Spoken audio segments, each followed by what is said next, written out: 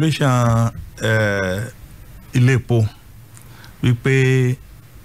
ilé epo gbọ́dọ̀ ní fire extinguisher fún pọ́ǹpù kọ̀ọ̀kan and fire extinguisher yẹn dẹ̀ ní a gbọ́dọ̀ service ẹ̀ ní oṣù mẹ́fà.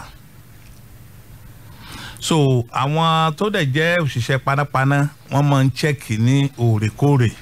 láti wò ṣé kíní yóò expire. So kò sí ilé epo tẹ́ ní rí fire extinguisher ń bẹ̀. ọ̀pọ̀lọpọ̀ ọmọ tí ń tepo lè mọ̀mọ́ lo ẹ̀.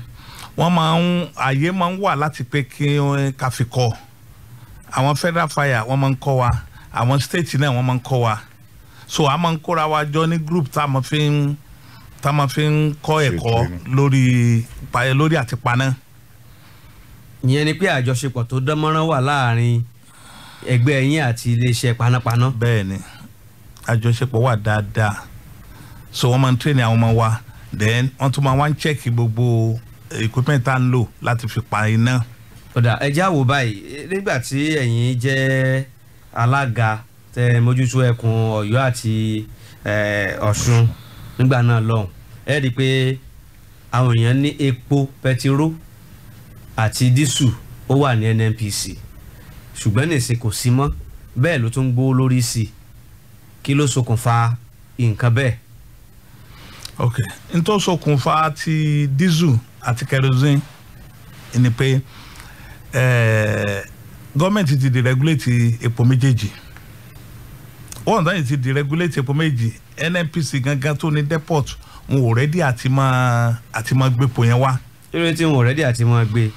problem tí wọ́n ní ni pé orí line wa tábàwọ̀ line yẹn ní ìsìn bí 1982 ni wọ́n ti ṣe line Atlasco sí Mòsínmi àti Mòsínmi sí Ìbàdàn. àwọn contractor tó bá wọn ṣe ń gbà yẹn wọ́n ní ká lò fún 15 years náà ní kí wọ́n lò fún kí wọ́n ti change pipe yẹn. ẹ wo 1982 títí di èní yìí pipe tán ti ṣe láti gbà yẹn tó yẹ ká lò fún 15 years ńlá ṣe ń lò títí di èní yìí. 45. so àwọn pipe yẹn gan ti rust already fúnra wọn tó jẹ́ pé wọ́n kàn ń ẹ̀ẹ́dẹ̀ mọ̀ pé chemical epo kò sí kó má sọnù. so ìyẹn ni problem tí a ní pẹ̀lú yẹn lẹ́nu ọjọ́ mẹ́ta yìí gan tí a tún ní tá a tún ò já epo fún wa ní ibi ìgbà tí sona chairman àti national PTD chairman tí wọ́n lọ ṣe meeting pẹ̀lú MD wípé gbogbo western zone náà ní epo kankan bẹ́ẹ̀ kí ló dé wípé so àwọn ọmọ wa ń sọ́fà àwọn ọmọ ẹgbẹ́ wa ń sọ́fà ń ṣe kankan wọ́n ní problem táwọn ní ìní lórí line wọ́n ní Ìbàdàn depot pa àwọn gbé 10,000 metric tons wá bẹ́ẹ̀ ní ìtẹ́ wọn já kọjá wọ́n ní 6 million 6,000 metric tons pé làwọn rí. mẹ́rin ti sọnù lójú ọ̀nà pé àwọn fanda ni the same thing Mòsínmi wọ́n ní sábà gbé 20,000 metric tons wá bẹ́ẹ̀ wípé 14 làwọn rí wípé so àwọn òkan lè kọ̀ntì tabadẹ wo a rí pé ní last year. ṣé ẹjẹ àwò dáadáa ní ṣe kí èsì pé àwọn tí máa lọ fọ ọ̀pá epo jípo fà. àwọn náà ní àwọn ní problem tí a ní ní gbogbo orí line so ibi tó káwọn ládé tán fẹ́ assist western zone wọn ní òkè tá a náà bá mọ tá a lè ṣe tépo yóò fi mọ pé ká lọ ṣèpàdé láàrin ara wa but táwọn wípé gọ́ọ̀mẹ̀ntì fúnra wọn employ wọ́n gbé fún contractor kan tí wọ́n ti ń sanwó biribiri fún láti máa sọ láì yẹn ẹni yẹn wà lórí láì òun ló yẹ kó máa dáhùn fún gbogbo epo tó máa ń sọnù because tó ń gbowó sí ni. iṣẹ́ ààbò tó péye fún pipe. kò sí ààbò ń bẹ̀ àwọn ọlọ́pàá wà ń bẹ̀ ọtí tó kọ́ àwọn ọlọ́pàá síbẹ̀ àwọn sójà wọ́n wà ń bẹ̀ but still yẹ tepo yìí ń dín náà ni. so ìlà àwọn NNPC fi wọ́n ń wò wípé instead táwọn fi mọ lórí tábàdẹ̀ wò ní toward the ending of last year wọ́n ti NNPC náà ti di limited liability tán náà ń ṣòwò jèrè ó ti kúrò ní corporation bíi ti tẹ́lẹ̀ inú owó tán bá pa inú ẹ̀ làwọn náà ti san salary nísìn ìyẹn làwọn náà fi wá dúró pé tán bá gbé epo sí private depot tán bá gbé 30,000 metric tons síbẹ̀ 30,000 metric tons náà lẹ́yìn ni wọ́n àkáǹtì fáwọn làwọn òróró rẹ̀ gbà pé bọ̀tá bá gbé wá sí kíní gbogbo ti lójú ọ̀nà wọn àti èrè ti sọnù tán èrè ti sọnù problem ta ni nìyẹn. ọ̀nà wo láwọn àgbà tán sọ̀rọ̀ eléyìí. ẹ̀yin tá a lè fi tán. gẹ́gẹ́ bí wọ́n ní kẹ́yìn náà ṣèpàdé ẹ ti ṣèpàdé kí làbájáde ìpàdé yín àbáwò lẹ́yìn àbí ìmọ̀ràn lẹ́lẹ́ fi ta láti jẹ́ káàbò tó péye wà fáwọn pipeline wa. tẹ́lẹ̀ ìgbà kan gẹ́gẹ́ bẹ́ẹ̀ ṣe sọ ìgbà tí èmi wà ní alága Alhaji Mutiu auditor mi nígbà yẹn gbogbo ohun tá a máa ṣe nígbà yẹn ni pé àwa la engage àwọn tó ń sọ pipeline nígbà yẹn tá a dẹ̀ mójútó tá a dẹ̀ san òbítíbitì owó fún àwọn tó ń sọ epo yẹn dẹ̀ wá nígbà yẹn gbogbo wọn fánà yẹn wọ́n sá lọ kò sí every week ìlà máa ń lọ sí gbogbo láì yẹn ìgbà yẹn Alhaji ìgbà yẹn Ọ̀túnba Ọládìtì tán di national chairman àwọn náà ni IPMAN chairman PTD Ìbàdàn nígbà yẹn tèmi jẹ́ chairman IPMAN gbogbo wa a fi ilé fọ̀nà wa lẹ̀ là á máa lọ sí gbogbo ojú ọ̀nà yẹn là á máa lọ bá gbogbo àwọn sójà tó wà ń bẹ gbogbo tá a pè fúnra wa la lọ sódò gbóngbà yẹn la lọ bá àwọn GOC ṣe meeting tó fi di pé wọ́n release àwọn sójà tí wọ́n fi ń sójú ọ̀nà yẹn gbogbo ojúṣe tó dẹ̀ ká mọ̀ ṣe àárà búrẹ́dì ra oríṣiríṣi nǹkan dání ńlá kó lọ fún ọ ní gbogbo nugbó yẹn gbogbo gbà yẹn wọ́n kápá gbogbo àwọn kìnìyàn gbà yẹn bọ̀ tó kàn di ọjọ́ kan báwọn NNPC kan ti dé nìyẹn mọ́ ní pé àwọn ò fẹ́ rí wa lórí láìmọ́ àwọn ò fẹ́ rí anybody mọ́ àwọn ti gbé fún kọ̀ǹtrátọ̀ tí ó mọ̀ sọ àtìgbà kọ̀ǹtrátọ̀ ti ń sọ báyìí àtìgbà yẹn ni wàhálà ti bẹ̀rẹ̀ àtìgbà tí kọ̀ǹtrátọ̀ yẹn ti ń sọ tó ti ń sọ ni wàhálà ti bẹ̀rẹ̀ lórí láyẹn ẹni pé ká padà sí tá a bá mọ ibi tá a ń lọ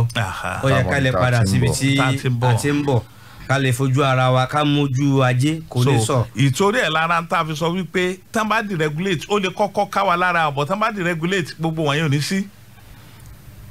kò ní sí lọ́nà wo ni òfin ní ẹ̀ láyé àwọn èèyàn dáadáa. tí gọ́ọ̀mẹ̀ntì fẹ́ ṣe ni pé orí láì yẹn lásán ẹnìkan ni wọ́n fẹ́ tà fún tí ó ra láì yẹn so yóò fi insurance máa ṣe ni o yóò fi security sí ni o òun ló mọ bí ó ṣe máa maintain ẹ̀ tó fi jẹ́ pé gbogbo epo tán bá ti gbé fún pé bá mi gbé epo ìdébàdàn òbí gba àwọn táǹkà wa bá gbé epo nísìnyí iye tán bá gbé wá láti depot tán bá gbé délé epo tó bá dín táǹkà driver yẹn ní mọ̀ sanwó rẹ̀ so bí gọ́ọ̀mẹ̀ntì ṣe náà fẹ́ ṣe nìyẹn tàbádẹ̀ wo bí wàhálà yẹn ṣe wà ẹ̀ ń sọ̀rọ̀ lẹ́ẹ̀kan pé wọ́n ń gbé epo lọ bọ́dà wọ́n ṣe nǹkan kan ní gbogbo West Africa yìí gbogbo West Africa tá a wà ń bẹ̀ epo Nàìjíríà ní gbogbo West Africa ń lò. báyìí kí ló dé. àwọn tí àwọn ò lépo epo wọn ní ọ̀dọ̀ tiwọn but torí pé gọ́ọ̀mẹ̀ntì wa ń subsidize epo tiwa ń bí ó jẹ́ kí epo ti wó cheap but tẹ́ bá ti yọ owó ìrànlọ́wọ́ yẹn kúrò nísìnyí iye kan ní gbogbo West Africa ó mọ̀ tepo so kò ní sínú pé ẹnìkan pọ̀ ń ṣe fàyàwọ́ ipò àbọ̀ ṣe kankan kò ní ní mínì. iṣẹ́ àwọn tí ń ṣe fàyàwọ́ já. ó máa já ní. pátápátá Kọ́mrẹ́dì Ṣẹ́gun Salam ẹ káàbọ̀ sórí ètò ẹ fẹ́ fi sọ̀rọ̀ tí mẹ́lẹ̀. ẹ ṣeun atọ́kùn ṣe rí ọ̀rọ̀ tí bàbá wa Basọ̀run tí wọ́n sọ àti Alhaji Bukola Mutiu tí wọ́n sọ ọ̀rọ̀ gidi ni ṣùgbọ́n àwa gẹ́gẹ́ bí aráàlú àwọn lọ̀rọ̀ yìí yé kò fi bẹ́ẹ̀ yé àwa tá a jẹ́ aráàlú dàbí alára ṣùgbọ́n tí n bá gbọ́ Basọ̀run yé dáadáa tábánà tí atọ́kùn ní jẹ̀jọ́ ńgbà tá a gbé Honourable Stanley Ògidì ọmọ àbí Odidi ọmọ ni wọ́n tá a gbé wọn wá sórí ètò yìí wọ́n ti ṣe ẹ̀rí ọ̀rọ̀ tí Basọ̀run Àkànní tí wọ́n sọ nísìnyí wípé ilẹ̀ wa Nàìjíríà ni ó ń ta ló ń ní epo tí gbogbo labouring state àwọn countries tó wà ní West Africa tá a bá pàlàpọ̀ Nàìjíríà ní san owó subsidy wọn torí àwọn kọlọ̀ràn sí gẹ́gẹ́ bí àwọn alága ṣe sọ tí wọ́n wà nínú tí wọ́n ń ṣe ọmọ ẹgbẹ́ wọn ṣùgbọ́n tí wọ́n mọ̀ nípa iṣẹ́ yìí láti máa gbé epo yìí jáde ṣùgbọ́n tá a bá wò dáadáa wá gẹ́gẹ́ bí aráàlú ọ̀rọ̀ tẹ́ ẹ sọ ọ̀rọ̀ gidi ni o wípé kí ìjọba yọ owó ìrànlọ́wọ́ kúrò lórí epo ṣùgbọ́n nínú báwa ṣe ń wò yìí àti bá ṣe ń wo iṣẹ́ yín olókoòwò ní ẹni ti deregulate diesel àti kerosene ǹjẹ́ tí wọ́n bá tún yọ owó ìrànlọ́wọ́ kúrò nínú PMS nsìn àwọn NNPC depot yín tẹ́ gba bulk purchase agreement yín lé lórí tó jẹ́ pé wọ́n á fún yín ní diesel àti kerosene tó sì ń bẹ nínú agreement yín pẹ̀lú bulk purchase ṣé ọ̀rọ̀ yín ò tún rí bẹ́ẹ̀ lórí PMS ìyún ní èkejì ni pé tẹ́ bá wọ ọ̀rọ̀ PMS ọ̀hún náà petrol bíi kẹ́ẹ̀fọ́ òní ṣiṣẹ́ kẹ́ẹ̀fọ́ ọ̀sẹ̀ kan ṣiṣẹ́ kẹ́ẹ̀mọ́ ṣiṣẹ́ lọ́sẹ̀ mẹ́rin gbogbo ọ̀dà lọ páro tábàdẹ̀ wo ìlú Ìbàdàn ilé níyì nínú àwọn ibi táwọn yẹn ti bìlíìfì pé wọ́n ti ń rí ọwọ́ mú jáde ibẹ̀ ní NNPC wà àwọn ọmọ ẹgbẹ́ yín ó fẹ́ dàbí pé kò sí gbádùn kankan dàbí alára bẹ́ẹ̀ bá tún lọ gbé epo ọ̀hún láti àwọn private depot lẹ́kọ̀ọ́ tàbí ní Warri ní Bọ́gàrà ni kò sí insurance tó cover epo tẹ́ ẹ bá lọ ra ọjà dé Ìbàdàn bíbá ẹ wo rúbá Alhaji Bukola Mutiu bí wọ́n ṣe sọ lẹ́ẹ̀kan gbogbo àwọn epo tẹ́ ẹ lọ fi òbítíbitì owó náírà lẹ́wà tẹ́ ẹ lọ fi dàda sílé epo yín sìn ọba lé epo jẹ́ kò jẹ́ káwọn kọ́sọ́mà kan tẹ́ lọ ní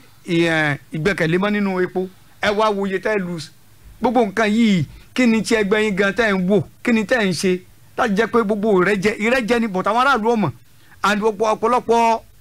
ẹbí bẹ́pọ̀ ṣe wọ́n yìí tí wọ́n bá máa sọ wọ́n ní àwọn dẹ́pọ̀ mọ́lẹ̀ ni o àwọn independent marketers yẹn ni o wọ́n dẹ́pọ̀ mọ́lẹ̀ ni bọ́tà àwọn èèyàn ò mọ̀ bó làwọn yóò ṣe wá mọ̀ ìpè tí ń ṣẹlẹ̀ ní. kí ni ọ̀nà àbáyọ àwọn aráàlú ò mọ ogun tẹ́ ń sọ yìí bí kò bá ṣe pé bẹ́ẹ̀ ṣe jáde síta lónìí láti ṣàlàyé. ètò tún dàbí ẹ̀ kẹ́ẹ̀kọ́ papọ̀ ní wípé tẹ́ ẹ bá wo àwọn òpópónà wa ipò tán wà ó lágbára àwọn ọkọ̀ tẹ́ fi ń gbé epo wọn ò ní láti lọ láti ibì kan sí ibòmíì ìgbésẹ̀ wo lẹ̀ ń gbé láti wà kánámọ́jọba àpapọ̀ lọ́rùn láti ṣe àwọn ojú òpópónà tó lọ sí ìlú kan sí ibòmíì láti ẹkùn kan sí ibòmíì tí ó fi rọ àwọn òṣìṣẹ́ yín náà lọ́rùn àwọn tó jẹ́ awakọ̀ láti gbé epo yẹn wọlé tí ò ní mọ̀ sí ìjàmbá tàbí à ń pàdánù dúkìá nígbà tá a bá ń gbé àwọn ọjà yìí bọ̀. ok ṣe olóòtú ní ọdún tó kọjá àwọn NATO àtàwọn PTD wọ́n ṣe meeting pẹ̀lú federal government ẹni tó jẹ́ minister for works and housing Alhaji Babatunde Fashola so NNPC wọ́n jọ ṣe meeting gbà yẹn NNPC wọ́n ní owó kan tí ń yà sọ́tọ̀ bí bóyá owó tax tó ẹ̀kọ́ sẹ́ni ọ̀bí kankan wọ́n ṣàlò tán yà sọ́tọ̀ wọ́n wá gbé owó yẹn kalẹ̀ wípé owó yìí o wọ́n wá gbogbo àwọn ọ̀nà yẹn lọ bí 100 roads tí wọ́n ní kí wọ́n fi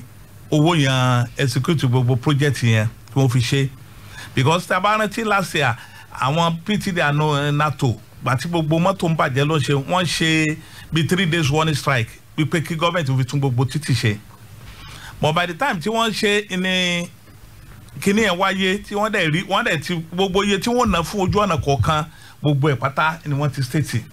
but last 2 weeks ní ìsinmi mo tún kànú bìkan wípé gbogbo owó yẹn gan-an wọn ò tún lò fún tí wọ́n divert ẹ̀ síbòmí wọ́n ti tún divert ẹ̀ gbogbo ẹ̀ síbòmí so at least tó wáyé pé bí irú 100 roads yẹn tán ṣe ní ọdún kan tó tún dà another year tó tún ṣe bí another 100 roads ń bò mí a rí i pé gbogbo ọ̀nà Yorùbá ti wà okay so n tó ṣẹlẹ̀ nìyẹn. ọ̀dà ṣe mọ̀ pé ẹgbẹ́ yín ẹgbẹ́ òṣìṣẹ́ náà ni tá a bá wo ẹgbẹ́ yín ó yẹ kẹ́ ẹ máa kún TUC lọ́wọ́ láti jà fún ẹ̀tọ́ aráàlú ṣùgbọ́n lọ́pọ̀ ìgbà yín sábà gbọ́ fitafita yín pé ẹ̀tẹ̀ ń jà fún lù ú pé ẹ̀yà jà fún lù ú ẹ̀yin darapọ̀ máwọn TUC NLC nígbà wọn bá sọ pé àwọn fẹ́ fẹ̀hónú wọn àwọn fẹ́ gba ẹ̀tọ́ lọ́dọ̀ ìjọba fún aráàlú kí ló dé tẹ̀ mọ́ ṣàṣẹyìn Alhaji Bukola ọ̀rọ̀ kàn yín. ẹ ṣe mo fẹ́ correct question yín yẹn. ok. ẹgbẹ́ tiwa ẹgbẹ́ tó ń gba òṣìṣẹ́ síṣẹ́ ni àìṣẹ́gbé òṣìṣẹ́ àwa ń gba èèyàn ṣiṣẹ́ ni kì í ṣe pé à ń ṣiṣẹ́ ní abẹ́ èèyàn èyí nìyẹn. èjì ni pé ẹ̀ka ìṣòwò wa ó ní ewu púpọ̀ kó tó di pa lọ pé a fẹ́ ṣe strike agbọ́rọ̀ ro ti aráàlú ká rò pé tàbá tilẹ̀kùn lépo fúnjọ́ kan àbá ti pé àṣìṣẹ́ fọ́jọ́ kan ó máa ń lé lọ́sẹ̀ kan ọ̀sẹ̀ méjì kó tó di pé nǹkan á bọ́ sí ipò padà so yẹn máa ń fún wa ní bí ọlọ́pàá àbí dókítà níṣẹ́ wa tẹ̀pẹ́ tàbá ti lè ṣerú ẹ̀ kó tó di pé ó padà bọ̀ sípò ní tí a bàjẹ́ àjù tá à ń béèrè lọ